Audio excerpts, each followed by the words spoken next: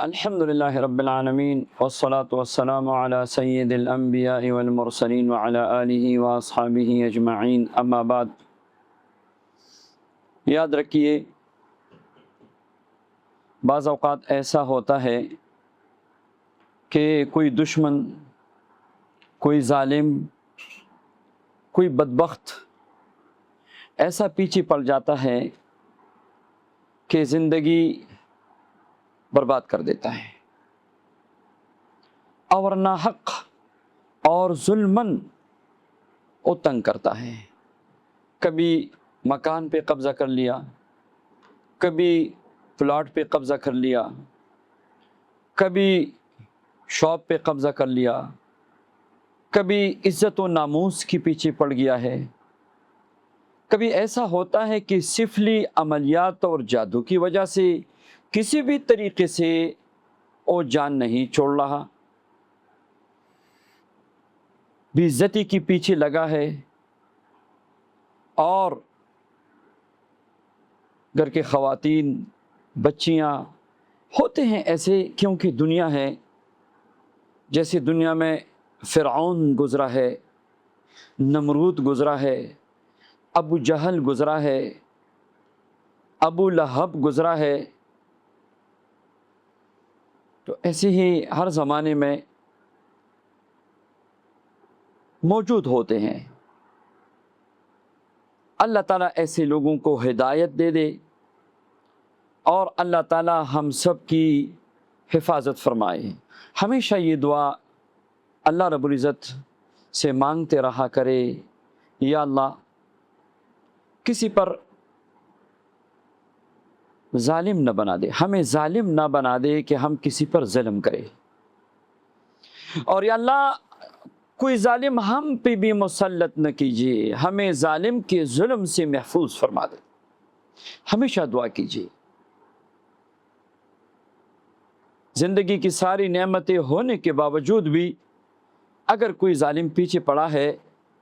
تو وہ نعمتیں ہیچ ہو جاتی ہے، راتوں کو نیند خراب ہو جاتی ہے۔ کیا پڑھے، کیا دعا کرے کہ ہم بدنام بھی نہ ہو جائے، اور اللہ تبارک و تعالی اپنے قہر و غضب سے اور اپنے قہر کے کوڑے سے اللہ اس کو مارے، اس کو سبق سکھا دے، یہاں تک کہ اگر ہدایت نصیب میں نہیں ہے تو اللہ ہلاک کو برباد کرے۔ تو ہے ایسے اعمال، ایسے وظائف، ایسے اوراد۔ قرآن پاک کی بعض آیات ایسی ہے، اگر مظلوم پڑھے تو سیدھا مظلوم کی دعا تو ویسی بھی عرش کو ہلا دیتی ہے، آسمانوں کو بادلوں کو چیرتا ہوا سیدھا عرش پہ پہنچتی ہے مظلوم کی بد دعا۔ اور نبی کریم علیہ الصلوۃ والسلام کے احادیث مبارکہ میں بھی یہی ارشاد فرمائے گئے ہیں نصیحتاً کہ مظلوم کی بد دعا سے بچا رہا کرو، اپنے آپ کو بچاتے رہا کرو۔ مظلوم کافر کیوں نہ ہو، اللہ اس کی دعا کو رد نہیں کرتے۔ تو کوشش کرے کہ آپ کی زبان سے، آپ کے ہاتھ پاؤں سے، آپ کے اعمال سے کسی کو تکلیف نہ پہنچے، ورنہ آپ ظالم بن جاؤ گے اور وہ مظلوم بن جائے گا۔ پھر بھی آج کے درس میں حضرت سیدنا موسیٰ علیہ السلام کی ایک دعا جو سورہ یونس کی آیت نمبر 88 میں ذکر ہے، وہ آپ سب کو دیتا ہوں کہ اگر زندگی میں کبھی ایسے ظالم سے واسطہ پڑے تو یاد رکھیے، معمولی چھوٹی چھوٹی باتوں پہ یہ آیات ان کے لیے نہ پڑھے۔ جو ظالم ہے واقعی،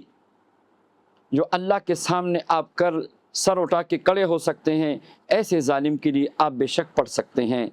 یہ ایسی دعا ہے اور ایسی قرآن پاک کلمات اور آیات مبارکہ ہے جس سے موسیٰ علیہ السلام اور ان کی قوم کو اللہ تبارک و تعالی نے نجات بھی عطا فرمائی، اور جابر کو اللہ نے سمندر میں غرق کر دیا، اس کے ظلم، اس کے جبر، اس کے مال و دولت، اس کی تکبر، سب کو ملیا مٹ کر دیا۔ تو آپ بھی اگر ایسی دشمن کے ساتھ آپ کا واسطہ ہے تو یاد رکھیے، یہ آیت مبارکہ جو سورہ یونس کی آیت نمبر 88 ہے،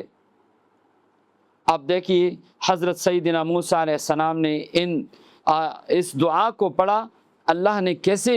دشمن کو نشان عبرت بنا دیا۔ آپ بھی اس دعا کو پڑھ سکتے ہیں، ربنا اطمس علی اموالہم واشدد علی قلوبہم فلا یؤمنوا حتی یروا العذاب العلیم۔ یہ دن میں یا عشاء میں یا کسی بھی وقت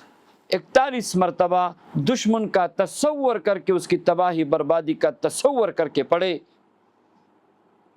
صرف شروع میں اعوذ باللہ پڑھنا ہے، آگے پیچھے بسم اللہ کی یا درود پاک کی ضرورت نہیں ہے۔ دشمن کی ہلاکت کا تصور کر کے پڑھے، دن میں 1 مرتبہ، 2 مرتبہ، 3 مرتبہ، 7 مرتبہ تک آپ پڑھ سکتے ہیں۔ تو جیسے اللہ تبارک و تعالی نے قرآن پاک میں ہمیں بیان فرمایا ہے کہ کیسے اس دعا کے بعد موسیٰ علیہ السلام کے اس دعا کے بعد کیسے اللہ نے اس کے مال کو بھی تباہ کر دیا، اس کے اموال، اس کی جائیداد، اس کی بادشاہت، اس کی ظلم کو تباہ کر دیا، ایسی ہی انشاءاللہ آپ کے دشمن کو بھی تباہ و برباد کر دے گا، اور ظالم کے لیے اللہ کی لاٹھی کافی ہے۔ وآخر دعوانا ان الحمد للہ رب العالمین۔